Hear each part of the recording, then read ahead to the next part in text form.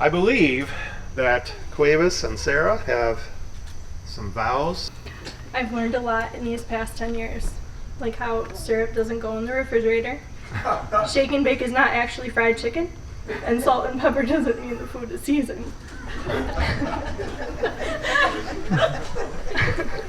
I learned from you to be original, creative, and to not sweat the small stuff. I've learned that love is a choice, forgiveness is a mindset, and contentment is a lifestyle. So today I still choose to love, I embrace forgiveness, and choose to walk in the lifestyle of contentment. These vows to you are not promises but privileges. I get to laugh with you, cry with you, care for you, and share this life with you. But most importantly, I get to love you every single day for the rest of my life.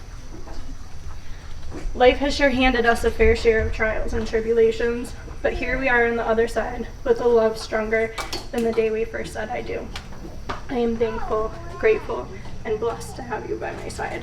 I wouldn't want to walk out this life with anyone else. I love you a lot. Also, I wouldn't change who you are. Especially 10 years, making it this far. Because some people will leave off the first bump, bruise, and scar. Not me. I said I'll never leave. That I forever claim. Some look for better things as soon as the weather changes, or they decide they love off the size of a wedding ring.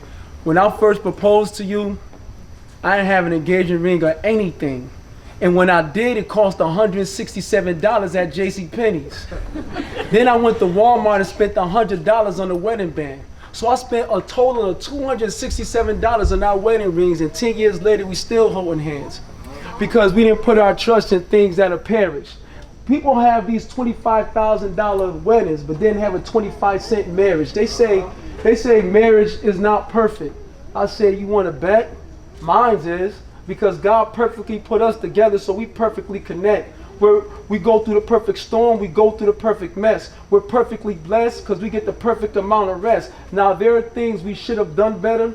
We both know that's correct. But I'd rather stand here and boldly say how I failed than ever brag about passing knowing I cheated on the test. And I mean this from the chest. Our perfect is no one else is perfect. We perfect because we stand in agreement. So trying to compare our marriage to other people's marriage, there's no reason. But it's always the ones with no healthy relationships always trying to talk about someone's relationship. To me, that's the weakest. It's like, how can you say spice up? How could you tell someone to spice up something when you're not even seasoned? I don't understand it.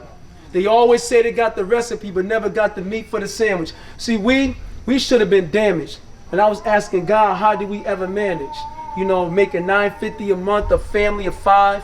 Our rent was $1,000. Our car wouldn't drive. You birthed a couple of kids that didn't survive. In the midst of all our first 7 years of marriage, we moved 6 times. In the midst of all of this, we had to keep a stable state of mind. But God was just showing us that we're tough, we can persevere, and we're resilient. I tell anybody, marriage is easy until you have children, and we have 5 of them. Changed our life, quickly changed up our living. See, the thing is, when you start having kids, you think different. You don't think about expenses. You don't think about looking expensive, you just think about expenses. Food, gas, bills, and diapers. My kids is wild and they only getting hyper. Sometimes looking at them makes me tired. But I tell you one thing, there's some creative, faithful fighters, and I wouldn't change nothing about them because they made me wiser. Now people say, Cuevas, you're someone that everybody admires because what I do in the community. But that's just a crumb compared to the things you do for me.